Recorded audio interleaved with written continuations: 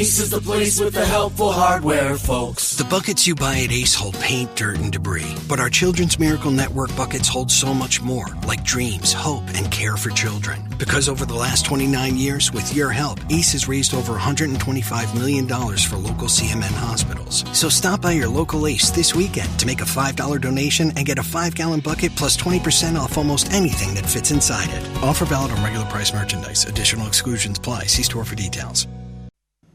लीजिए सुनिए प्रेमचंद की लिखी कहानी तावान। वाचन समीर गोस्वामी का है। छकोड़ी लाल ने दुकान खोली और कपड़े के थानों को निकाल निकाल रखने लगा कि एक महिला 2 स्वयंसेवकों के साथ उसकी दुकान को छकने आ पहुंची। छकोड़ी के प्राण निकल गए। महिला ने तिरस्कार करके कहा, क्यों लाला, तुमने सील तोड़ डाली ना? अच्छी बात है, देखे तुम कैसे गिरह कपड़ा भी बेच लेते हो। भले आदमी, तुम्हें शर्म नहीं आती कि देश में ये संग्राम छिड़ा हुआ है और तुम विलायती कपड़ा बेच रहे हो? डूब मरना चाहिए। औरतें तक घरों से निकल पड़ी हैं, फिर भी तुम्हें लज्जा नहीं आती। तुम जैसे कायर देश में न होते तो ये अधोगति न होती। छकोड़ी ने वास्तव में कल कांग्रेस की सील तोड़ डाली थी। ये तिरस्कार सुनकर उसने सिर नीचा कर लिया। उसके पास कोई सफाई न थी, जवाब न था। उसकी दुकान बहुत छोटी थी। ठेली पर कपड़े लगाकर बेचा करता था, यही जीविका थी। इसी पर वृद्धा माता, रोगड़ी स्त्री और 5 बेटे बेटियों का निर्वाह होता था। जब स्वराज्य संग्राम छिड़ा और सभी बजाज विलायती कपड़ों पर मुहर लगवाने लगे तो उसने भी मुहर लगवा ली। 10-5 थान स्वदेशी कपड़ों के उधार लाकर दुकान पर रख लिए, पर कपड़ों का मेल न था, इसलिए बिक्री कम होती थी। कोई भूला भटका ग्राहक आ जाता तो रुपए 8 आने बिक्री हो जाती। दिन भर दुकान में तपस्या सी करके पहर रात को लौट जाता था। गृहस्थी का खर्च इस बिक्री से क्या चलता। कुछ दिन कर्ज वर्ज लेकर काम चलाया, फिर गहने बेचने की नौबत आ गई। यहाँ तक कि अब घर में कोई ऐसी चीज न बची जिससे 2-4 महीने पेट का भूत सिर से टाला जाता। उधर स्त्री का रोग असाध्य होता जाता था। बिना किसी कुशल डॉक्टर को दिखाए काम न चल सकता था। इसी चिंता में डूबा उतरा रहा था कि विलायती कपड़े का एक ग्राहक मिल गया जो एक मुश्त 10 रुपए का माल लेना चाहता था। इस प्रलोभन को वो रोक न सका। स्त्री ने सुना तो कानों पर हाथ रखकर बोली, मैं मुहर तोड़ने कभी ना कहूंगी। डॉक्टर तो कुछ अमृत पिला ना देगा, तुम नक्कू क्यों बनो? बचना होगा बच जाऊंगी, मरना होगा मर जाऊंगी। बेआबरूई तो ना होगी। मैं जीकर ही घर का क्या उपकार कर रही हूँ और सबको दिक कर रही हूँ। देश को स्वराज्य मिले, सब सुखी हो, भला से मैं मर जाऊं। हजारों आदमी जेल जा रहे हैं, कितने घर तबाह हो गए, तो क्या सबसे ज्यादा प्यारी मेरी जान है? पर छकोड़ी इतना पक्का न था। अपना बस चलते वो स्त्री को भाग्य के भरोसे न छोड़ सकता था। उसने चुपके से मुहर तोड़ डाली और लागत के दामों 10 रुपए के कपड़े बेच दिए। अब डॉक्टर को कैसे ले जाए? स्त्री से पर्दा रखता? उसने जाकर साफ साफ सारा वृतांत कह सुनाया और डॉक्टर को बुलाने चला। स्त्री ने उसका हाथ पकड़कर कहा, मुझे डॉक्टर की जरूरत नहीं।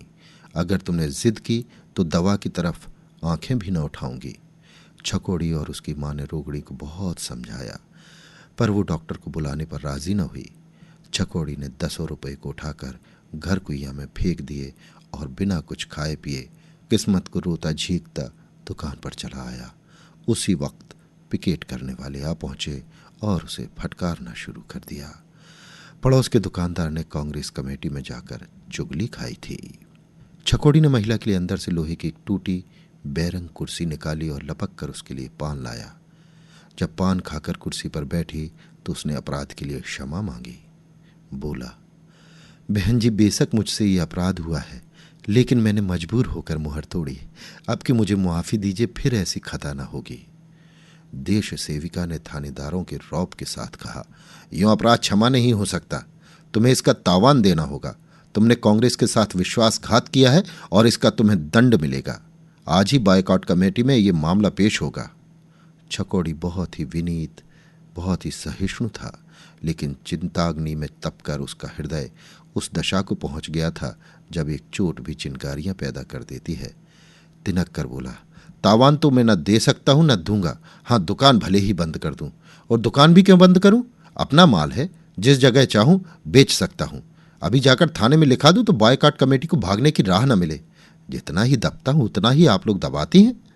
महिला ने सत्याग्रह शक्ति के प्रदर्शन का अवसर पाकर कहा, हाँ जरूर पुलिस में रपट करो। मैं तो चाहती हूं तुम उन लोगों को ये धमकी दे रहे हो जो तुम्हारे लिए ही अपने प्राणों का बलिदान कर रहे हैं। तुम इतने स्वार्थांध हो गए हो कि अपने स्वार्थ के लिए देश का अहित करते तुम्हें लज्जा नहीं आती। उस पर मुझे पुलिस की धमकी देते हो। बॉयकॉट कमेटी जाए या रहे पर तुम्हें तावान देना पड़ेगा, अन्यथा दुकान बंद करनी पड़ेगी। ये कहते कहते महिला का चेहरा गर्व से तेजवान हो गया। कई आदमी जमा हो गए और सबके सब छकोड़ी को बुरा भला कहने लगे। छकोड़ी को मालूम हो गया कि पुलिस की धमकी देकर उसने बहुत बड़ा अविवेक किया है। लज्जा और अपमान से उसकी गर्दन झुक गई और मुंह जरा सा निकल आया, फिर गर्दन न उठाई। सारा दिन गुजर गया और धेले की बिक्री न हुई। आखिर हार कर उसने दुकान बंद कर दी और घर चला गया। दूसरे दिन प्रातःकाल बॉयकॉट कमेटी ने स्वयं सेवक द्वारा उसे सूचना दे दी कि कमेटी ने उस पर 101 रुपये का दंड दिया है। छकोड़ी जानता था कि कांग्रेस की शक्ति के सामने वो सर्वथा अशक्त है। उसकी जुबान से जो धमकी निकल गई थी उस पर घोर पश्चाताप हुआ, लेकिन तीर कमान से निकल चुका था। दुकान खोलना व्यर्थ है, वो जानता था। उसकी धेले की बिक्री न होगी। 101 रुपये देना उसके बूते से बाहर था। 2-3 दिन तो वो चुपचाप बैठा रहा। एक दिन रात को दुकान खोलकर सारी गांठें घर उठा लाया और चुपके चुपके बेचने लगा। पैसे की चीज धेले में लुटा रहा था और वो भी उधार। जीने के लिए कुछ आधार तो चाहिए। मगर उसकी ये चाल कांग्रेस से छिपी न रही। चौथे ही दिन गोविंदों ने कांग्रेस की खबर पहुंचा दी। उसी दिन तीसरे पहर छकोड़ी के घर की पिकेटिंग शुरू हो गई। अब की सिर्फ पिकेटिंग न थी, स्यापा भी था। 5-6 स्वयं सेविकाएं और इतने ही स्वयं सेवक द्वार पर स्यापा करने लगे। छकोड़ी आंगन में सिर झुकाए खड़ा था। कुछ अक्ल काम न करती थी। इस विपत्ति को कैसे टाले। रोगणी स्त्री साइबान में लेटी हुई थी। वृद्धा माता उसके सिराहने बैठी पंखा झूल रही थी और बच्चे बाहर स्यापे का आनंद उठा रहे थे। स्त्री ने कहा, इन सबसे पूछते नहीं, खाएं क्या? छकोड़ी बोला, किससे पूछूं, जब कोई सुने भी। जाकर कांग्रेस वालों से कहो हमारे लिए कुछ इंतजाम कर दे। हम अभी कपड़े को जला देंगे। ज्यादा नहीं, 25 रुपये ही महीना दे दे। वहां भी कोई नहीं सुनेगा। तुम जाओ भी या यहीं से कानून बघारने लगे? क्या जाऊं, उल्टे लोग हंसी उड़ाएंगे। यहां तो जिसने दुकान खोली उसे दुनिया लखपति ही समझने लगती है। तो खड़े खड़े ये गालियां सुनते रहोगे? तुम्हारे कहने से कहो चला जाऊं, मगर वहां ठिठोली के सिवाय और कुछ न होगा। हाँ, मेरे कहने से जाओ। जब कोई न सुनेगा तो हम भी कोई और राह निकालेंगे। छकोड़ी ने मुंह लटकाए कुर्ता पहना और इस तरह कांग्रेस दफ्तर चला, जैसे कोई मरणासन रोगी को देखने के लिए वैद्य को बुलाने जाता है। कांग्रेस कमेटी के प्रधान ने परिचय के बाद पूछा, तुम्हारे ही ऊपर तो बॉयकॉट कमेटी ने 101 रुपये का तावान लगाया है। जी हाँ। तो रुपया कब दोगे? मुझ में तावान देने की सामर्थ्य नहीं है। आपसे सत्य कहता हूं, मेरे घर में 2 दिन से चूल्हा नहीं जला। घर की जो जमा जथा थी वो सब बेचकर खा गया। अब आपने तावान लगा दिया, दुकान बंद करनी पड़ी। घर पर कुछ माल बेचने लगा, वहां से आपा बैठ गया। अगर आपकी यही इच्छा हो कि हम सब दाने बगैर मर जाएं तो मार डालिए, और मुझे कुछ नहीं कहना है। छकोड़ी जो बात कहने ले चला था वो उसके मुंह से निकली। उसने देख लिया यहां कोई उस पर विचार करने वाला नहीं है। प्रधान ने गंभीर भाव से कहा, तावान तो देना ही पड़ेगा। अगर तुम्हें छोड़ दूं तो इस तरह और लोग भी करेंगे। फिर विलायती कपड़े की रोकथाम कैसे होगी? मैं आपसे जो कह रहा हूं उस पर आपको विश्वास नहीं आता? मैं जानता हूं तुम मालदार आदमी हो। मेरे घर की तलाशी ले लीजिए, मैं इन चकमों में नहीं आता। छकोड़ी ने उद्दंड होकर कहा, तो ये कहिए कि आप सेवा नहीं कर रहे, गरीबों का खून चूस रहे हैं।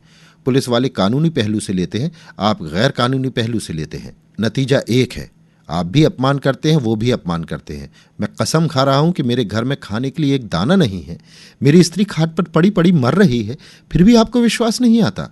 आप मुझे कांग्रेस का काम करने के लिए नौकर रख लीजिए, 25 रुपये महीना दीजिए। इससे ज्यादा अपनी गरीबी का क्या प्रमाण दूं? अगर मेरे काम संतोष लायक ना हो तो 1 महीने के बाद मुझे निकाल दीजिएगा। ये समझ लीजिए कि जब मैं आपकी गुलामी करने को तैयार हुआ हूं तो इसीलिए कि मुझे दूसरा कोई आधार नहीं है। व्यापारी लोग अपना बस चलते किसी की चाकरी नहीं करते। जमाना बिगड़ा हुआ है, नहीं 101 रुपए के लिए इतने हाथ पांव न जोड़ता। प्रधान जी हंसकर बोले, ये तो तुमने नई चाल चली। चाल नहीं चल रहा हूं, अपनी विपत्ति कथा कह रहा हूं। कांग्रेस के पास इतने रुपए नहीं कि वो मोटों को खिलाती फिरे। अब भी आप मुझे मोटा कहे जाएंगे? तुम मोटे ही हो, मुझ पर जरा भी दया न कीजिएगा। प्रधान ज्यादा गहराई से बोले, चकोड़ी लाल जी, मुझे पहले तो इसका विश्वास नहीं आता कि आपकी हालत इतनी खराब है, और अगर विश्वास आ भी जाए तो मैं कुछ नहीं कर सकता। इतने महान आंदोलन में कितने ही घर तबाह हुए और होंगे। हम लोग सभी तबाह हो रहे हैं। आप समझते हैं हमारे सिर कितनी बड़ी जिम्मेदारी है। आपका तावान मुआफ कर दिया जाए तो कल ही आपके बीसियों भाई अपनी मोहरें तोड़ डालेंगे और हम उन्हें किसी तरह कायल न कर सकेंगे। आप गरीब हैं, लेकिन सभी भाई तो गरीब नहीं हैं। तब तो सभी अपनी गरीबी का प्रमाण देने लगेंगे। मैं किस किस की तलाशी लेता फिरूंगा। इसलिए जाइए, किसी तरह रुपए का प्रबंध कीजिए और दुकान खोलकर कारोबार कीजिए। ईश्वर चाहेगा तो वो दिन भी आएगा जब आपका नुकसान पूरा होगा। छकोड़ी घर आ पहुंचा तो अंधेरा हो गया था। अभी तक उसके द्वार पर स्यापा हो रहा था। घर में जाकर स्त्री से बोला, आखिर वही हुआ जो मैं कहता था। प्रधान जी को मेरी बातों पर विश्वास नहीं आया। स्त्री का मुरझाया हुआ बदन उत्तेजित हो उठा। उठ खड़ी हुई और बोली, अच्छी बात है, हम उन्हें विश्वास दिला देंगे। अब मैं कांग्रेस दफ्तर के सामने मरूंगी। मेरे बदन उसी दफ्तर के सामने भूख से विकल हो होकर तड़पेंगे। कांग्रेस हमारे साथ सत्याग्रह करती है तो हम भी उसके साथ सत्याग्रह करके दिखा दें। मैं इस मरी हुई दशा में कांग्रेस को तोड़ डालूंगी। जो अभी इतने निर्दयी हैं वो अधिकार पा जाने पर क्या न्याय करेंगे। एक किक्का बुला लो, खाट की जरूरत नहीं, वहीं सड़क किनारे मेरी जान निकलेगी। जनता ही के बल पर तो वो कूद रहे हैं। मैं दिखा दूंगी जनता तुम्हारे साथ नहीं, मेरे साथ है। इस अग्निकुंड के सामने छकोड़ी की गर्मी शांत हो गई। कांग्रेस के साथ इस रूप में सत्याग्रह की कल्पना ही से वो कांप उठा। सारे शहर में हलचल पड़ जाएगी। हजारों आदमी आकर ये दशा देखेंगे। संभव है कोई हंगामा ही हो जाए। ये सभी बातें इतनी भयंकर थी कि छकोड़ी का मन कातर हो गया। उसने स्त्री को शांत करने की चेष्टा करते हुए कहा, इस तरह चलना उचित नहीं है अम्बे। मैं एक बार प्रधान जी से मिलूंगा। अब रात हुई, स्यापा बंद हो जाएगा, कल देखी जाएगी। अभी तो तुमने पथ्य भी नहीं लिया। प्रधान जी बड़े असमंजस में पड़े हुए हैं। कहते हैं अगर आपके साथ रियायत कर दें तो फिर कोई शासन ही न रह जाएगा। मोटे मोटे आदमी भी मोहरे तोड़ डालेंगे और जब कुछ कहा जाएगा तो आपकी नज़ीर पेश कर देंगे। अम्बा एक क्षण अनिश्चित दशा में खड़ी छिकोड़ी का मुंह देखती रही, फिर धीरे से खाट पर बैठ गई।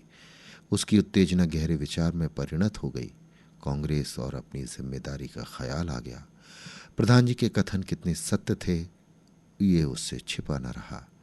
उसने छकोड़ी से कहा, तुमने आकर ये बात ना कही थी।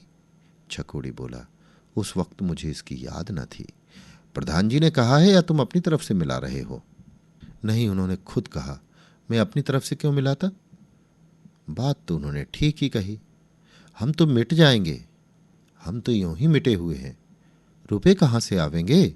भोजन के लिए तो ठिकाना नहीं, दंड कहाँ से दें? और कुछ नहीं है, घर तो है, इसे रेहन रख दो और अब विलायती कपड़े भूल कर भी नहीं बेचना। सड़ जाए कोई परवाह नहीं। तुमने सील तोड़कर आफत सिर ली। मेरी दवा दारू की चिंता न करो। ईश्वर की जो इच्छा होगी वही होगा। बाल बच्चे भूखे मरते हैं, मरने दो। देश में करोड़ों आदमी ऐसे हैं जिनकी दशा हमारी दशा से भी खराब है। हम न रहेंगे, देश तो सुखी होगा। छकोड़ी जानता था अम्बा जो कहती है वो करके रहती है। कोई उज्र नहीं सुनती। वो सिर झुकाए अम्बा पर झुंझलाता हुआ घर से निकलकर महाजन के घर की ओर चला। अभी आप सुन रहे थे प्रेमचंद की लिखी कहानी तावान। वाचन समीर गोस्वामी का था।